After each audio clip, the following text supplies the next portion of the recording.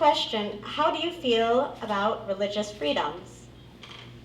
I feel very strongly about religious freedoms. And in California, we have had the worst infringements on religious freedom of any state in the country. That was true before COVID, and it was true during COVID. You know, we in California, there's been, the people exercising our nation's first freedom have far too often been our state's first target. We've seen this, for example, in the way they've gone after private Christian colleges. I have one in my district, William Jessup University, and they're just relentlessly in the crosshairs of our state government. We saw it in comments. It was really encapsulated by comments by our United States Senator, Dianne Feinstein, a few years ago. If you remember when Justice Amy Coney Barrett was first nominated for the Court of Appeals, during her confirmation hearings, Dianne Feinstein suggested that her Catholic faith was a disqualification.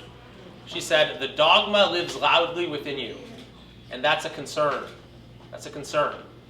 Well, I thought I have to do something about this because this is our state's senator to show this is not consistent with California's values. So I wrote a letter to Feinstein that was signed by 25 legislators saying that you are profoundly misunderstanding what it means to be a person of faith.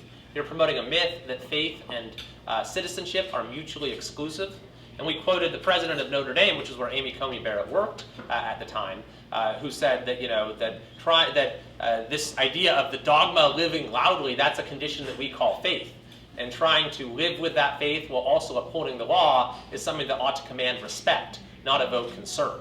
And so that's my view of the role of faith in public life. And that's where California was even prior to COVID-19. But then something happened that we never would have imagined happening in this country. And that is that the government shut down churches. The government shut down churches. In fact, it went much further than that. It went further than almost any other state. And as a result, the United States Supreme Court had to intervene 5 times. 5 times they struck down attacks by Gavin Newsom on religious freedom. And all 5, by the way, were signed by Justice Amy Coney Barrett herself. And those, by the way, they're now having to pay, taxpayers are having to pay millions of dollars in attorney fees, including a case that was just settled at Grace Church around here. This way? Thank you. That way. Grace Community. Grace Community Church for $400,000 because of their efforts to attack religious freedom. I could not think of a worse use of taxpayer dollars than trying to violate the religious liberty of California citizens. I'll give you actually one example. The 5th order that was struck down by the U.S. Supreme Court was an order that limited in-home prayer meetings and Bible studies. They said, we're not going to allow that.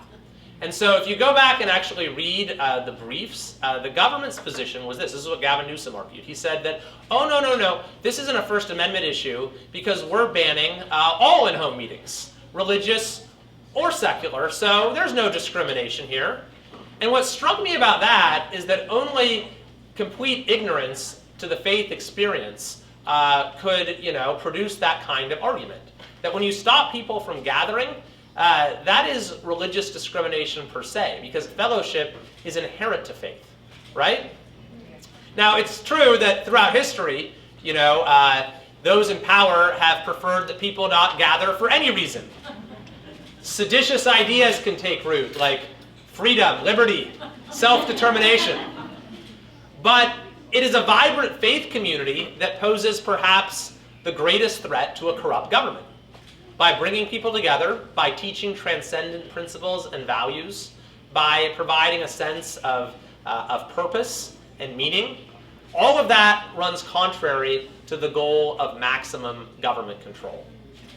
And we are in this just very dark era of government control in this country that we are still very much living in. And as SJ was just musically alluding to, it has been darker here in California than anywhere. But I think we now have an opportunity in California to lead the way out of this dark era of government control by lighting a new spark of liberty and self-government. And I think that could spread across the rest of the country.